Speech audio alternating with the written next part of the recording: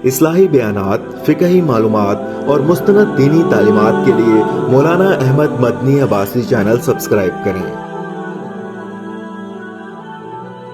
अल्हम्दुलिल्लाह नहमदुहु व नुसल्ली अला रसूलिहिल करीम अम्मा बाद।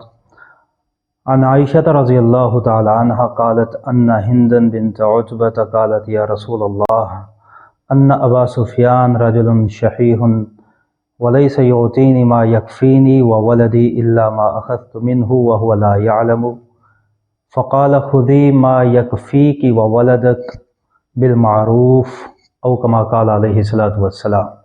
सदक़ रसूलुहुन नबियुल करीम नहनु अला ज़ालिका लमिनश शाहिदीन व शाकिरीन वल्हम्दुलिल्लाहि रब्बिल आलमीन। नाज़रीन मोहतरम, ये हदीस मुबारक जो मैंने पढ़ी है, इस हदीस में आज का एक अहम मसला है जो ज़्यादातर पूछा जाता है। ख़वातीन भी अक्सर पूछती हैं और मर्द हज़रात भी शिकायत करते नज़र आते हैं। ख़वातीन तो ये पूछती हैं कि जी शौहर ख़र्चा नहीं देता तो क्या शौहर को बताए बगैर उसके पैसे लिए जा सकते हैं, और मर्दों को भी ये शिकायत रहती है कि उनकी बीवियां उनको बताए बगैर उनके पैसे ले लेती हैं। तो इस हदीस को समाअत फरमा लीजिए, दोनों के मुतालिक इसमें हिदायत मौजूद है। बुखारी मुस्लिम की हदीस है। हज़रत आयशा सिद्दीक़ा रज़ियल्लाहु तआला अन्हा रावी हैं। हदीस का तर्जुमा सुन लीजिए, फिर उसके बाद इसकी वजाहत कर देते हैं मुख्तसरन। कि हिंद बिन्त उतबा नबी अकरम सल्लल्लाहु अलैहि वसल्लम की खिदमत में हाजिर हुई और आकर कहा कि या रसूलल्लाह अन्ना अबा सुफ़ियान रजुलुन शहीहुन, मेरे जो शौहर अबू सुफ़ियान हैं वो कंजूस आदमी है, बखील आदमी है। लैसा युतीनी मा यकफ़ीनी व वलदी इल्ला मा अख़ज़्तु मिन्हु व हुवा ला यअलम, वो मुझे इतना ख़र्चा नहीं देता जो मुझे भी काफ़ी हो, मेरे बच्चों को भी काफ़ी हो, मगर वही ख़र्चा जो मैं उसे बताए बगैर ले लूँ, उसकी लाइल्मी में जो ले लूँ वो तो आ जाता है मेरे पास, वरना वो अपनी तरफ से मुझे खर्च नहीं देता। तो क्या ये चोरी के ज़ुमरे में आएगा? क्या मैं गुनहगार होंगी इससे? ये सवाल था हिंद बिन्त उतबा का। तो नबी करीम सल्लल्लाहु अलैहि वसल्लम ने इसका जो जवाब अता फरमाया वो ये है कि आप सल्लल्लाहु अलैहि वसल्लम ने फरमाया खुज़ी मा यकफ़ीकी व वलदक, कि तुम इतने पैसे ले सकती हो जो तुम्हें भी काफ़ी हों, तुम्हारे बच्चों की ज़रूरत के लिए भी काफ़ी हों। लेकिन आगे ही हुज़ूर सल्लल्लाहु अलैहि वसल्लम ने कैद लगा दी कि बिल मारूफ़, तुम ये पैसे मारूफ़ तरीके से ले सकती हो, गैर मारूफ़ तरीके से नहीं ले सकती।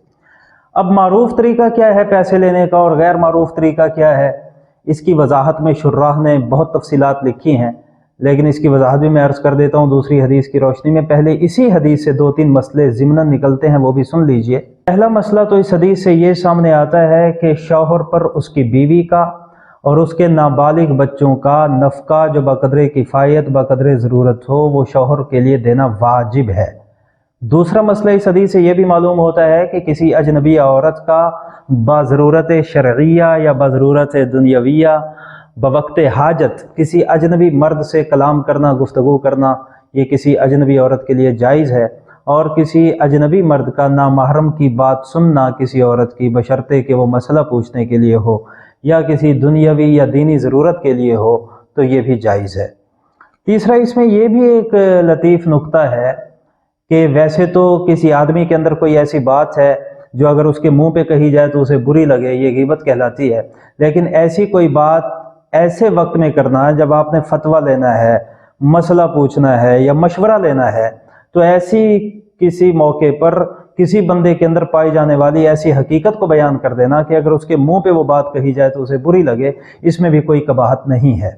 इसके बाद आइए हदीस मुबारका में मौजूद मारूफ लफ्ज़ की वजाहत की तरफ, कि हुजूर सल्लल्लाहु अलैहि वसल्लम ने हिंद बिन्त उतबा को फरमाया कि खुज़ी मा यकफ़ीकी व वलदक, जो तुम्हें काफ़ी हो, तुम्हारे बच्चों को काफ़ी हो, तुम बताए बगैर अपने शौहर से ले सकती हो, लेकिन मारूफ तरीके से। अब मारूफ किसे कहते हैं? मारूफ की अगर लफाजी में वजाहत की जाए तो शायद बात तूल पकड़ जाए। तीन नुकात इस हवाले से जहन में रखिए, और वो तीन नुकात भी हुजूर सल्लल्लाहु अलैहि वसल्लम की एक और हदीस से साबित है कि मारूफ तरीके से माल लेना क्या होता है। उसमें तीन शर्तें हैं जी। पहली शर्त वो भी आप सल्लल्लाहु अलैहि वसल्लम ने एक हदीस में ही फरमाया कि गैर मुसरिफिन, मारूफ तरीके से माल लेने का मतलब ये है कि आप माल इस तरह लें कि आप इसराफ करने वाले ना हों। ऐसा नहीं है कि आपको ज़रूरत 500 रुपए की है और आपने 1000 रुपया ले लिया, ضرورت آپ کو 1000 کی ہے، آپ نے 2000 لے لیے، تو یہ اسراف کے زمرے میں ہے۔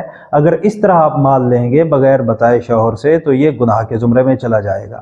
دوسری قید یہ ہے کہ ولا مبادرن، آپ جلد بازی کرنے والے بھی نہ ہوں۔ جلد بازی کا مطلب یہ ہے کہ آپ کو ضرورت پڑنی ہے 10 تاریخ کو اور آپ یکم تاریخ سے پریشان ہیں کہ کس طرح میں پیسے نکال لوں، کس طرح میں جیب خالی کر لوں۔ تو ضرورت جب پڑے تو اسی وقت آپ شوہر کے مال میں سے پیسے لے سکتے ہیں، اسے بتائے بغیر، وہ بھی تب جب وہ نہ دے آپ کو، ورنہ ضرورت پڑنے تک آپ انتظار فرمائیے، ہو سکتا ہے اللہ تعالیٰ اس کے دل میں پیدا فرما دیں اور وہ آپ کے لیے بغیر آپ کو خود ہی دے دے۔ تو ولا مبادرین، ضرورت سے پہلے بھی پیسے نہ لیں۔ تیسری قید معروف میں جو دیگر احادیث سے ثابت ہے وہ یہ ہے کہ ولا متأصل، متأصل عربی میں کہا جاتا ہے سرمایہ بنانے والے کو۔ اچھا، اس کا کیا مطلب ہے متأصل کا؟ کہ آپ شوہر کو بتائے بغیر جو پیسے لیتے ہیں اسے آپ سرمایہ بھی نہیں بنا سکتے۔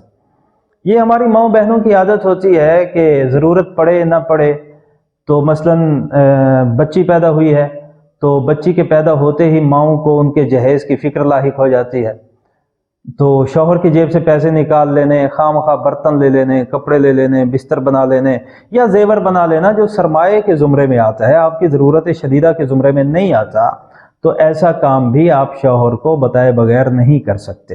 اگر یہ 3 شرطیں ہیں کہ آپ اسراف بھی نہیں کر رہی اور آپ جلد بازی سے کام بھی نہیں لے رہی اور آپ شوہر کو بتائے بغیر جو پیسہ لیتی ہیں وہ آپ سرمایہ بنانے کے لیے بھی نہیں لے رہی، تو اپنے بچوں کی ضرورت کے لیے یا اپنی ضرورت شدیدہ کے لیے آپ شوہر کو بتائے بغیر اس کے مال میں سے پیسے لے سکتے ہیں۔ پہلے تو شوہروں کو چاہیے کہ وہ بیوی بچوں کی ضرورت کا خیال کرے، لیکن اگر کوئی نہیں کرتا تو لینا جائز ہے، اس میں کوئی شرعاً ممانعت نہیں ہے۔ دعا ہے کہ اللہ تعالی ہمیں احادیث مبارکہ کو سن کر سمجھ کر اس پہ عمل کرنے کی توفیق عطا فرمائے۔ اصلاحی بیانات، فقہی معلومات اور مستند دینی تعلیمات کے لیے مولانا احمد مدنی عباسی چینل سبسکرائب کریں۔